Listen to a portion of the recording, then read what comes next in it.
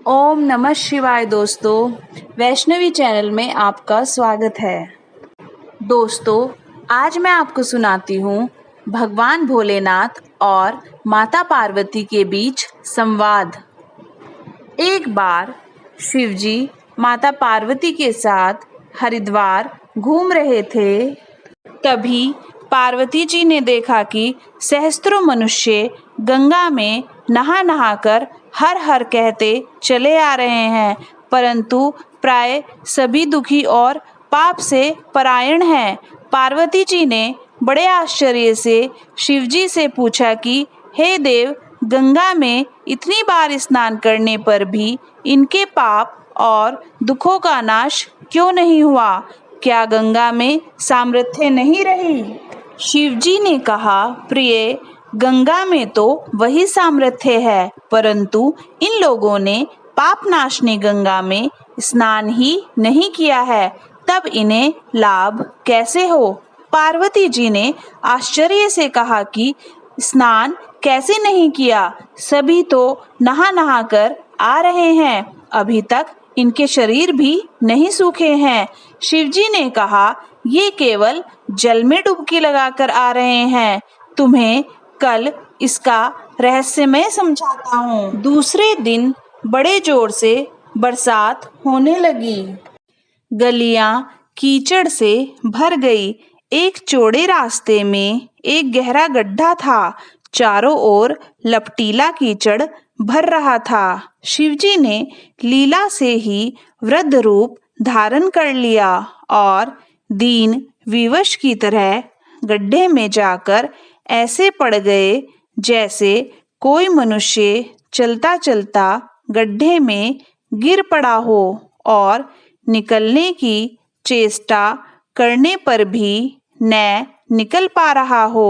पार्वती जी को उन्होंने यह समझाकर गड्ढे के पास बैठा दिया कि देखो, तुम लोगों को सुना सुनाकर यूं पुकारती रहो कि मेरे वृद्ध पति अकस्मात गड्ढे में गिर पड़े हैं। कोई पुण्य आत्मा इन्हें निकालकर इनके प्राण बचाए और मुझ असहाय की सहायता करे। शिवजी ने यह और समझा दिया कि जब कोई गड्ढे में से मुझे निकालने के लिए तैयार हो, तब इतना और कह देना कि मेरे पति सर्वथा निष्पाप हैं, इन्हें वही छुएं जो स्वयं निष्पाप हो। यदि आप निष्पाप हैं तो इनके हाथ लगाइए, नहीं तो हाथ लगाते ही आप भस्म हो जाएंगे। पार्वती जी तथास्तु कहकर गड्ढे के किनारे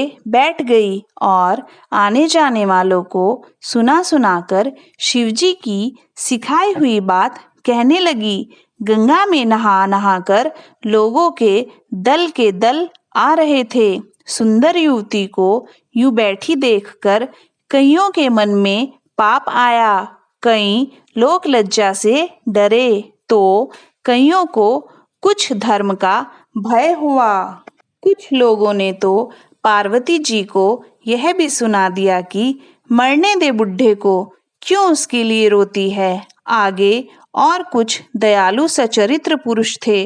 उन्होंने करुणावश हो युवती के पति को निकालना चाहा, परंतु पार्वती के वचन सुनकर वे भी रुक गए। उन्होंने सोचा कि हम गंगा में नहाकर आए हैं तो क्या हुआ, पापी तो हैं ही, कहीं होम करते हाथ न जल जाएं। अर्थात इस बूढ़े व्यक्ति को निकालते समय इस स्त्री के कथा अनुसार हम स्वयं भस्म न हो जाएं। किसी का साहस नहीं हुआ। सैकड़ों आए, सैकड़ों ने पूछा और चले गए। संध्या हो चली। शिवजी ने कहा, पार्वती, देखा आया कोई गंगा में नहाने वाला। थोड़ी देर बाद एक जवान हाथ में लोटा लिए हर हर करता हुआ निकला।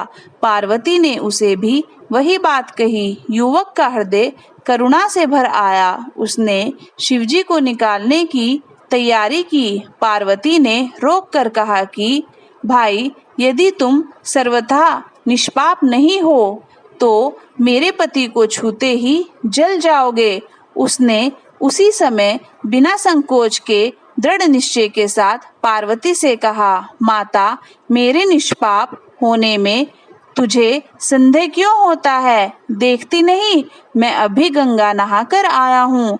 भला गंगा में गोता लगाने के बाद भी कभी पाप रहते हैं? तेरे पति को निकालता हूँ। युवक ने लपककर बूढ़े को ऊपर उठा लिया। श्री पार्वती ने उसे अधिकारी समझकर अपना असली स्वरूप प्रकट कर उसे दर्शन दिए, कथार्थ किया। शिवजी ने पार्वती से कहा कि इतने लोगों में से इस एक ने ही गंगा का स्नान किया है।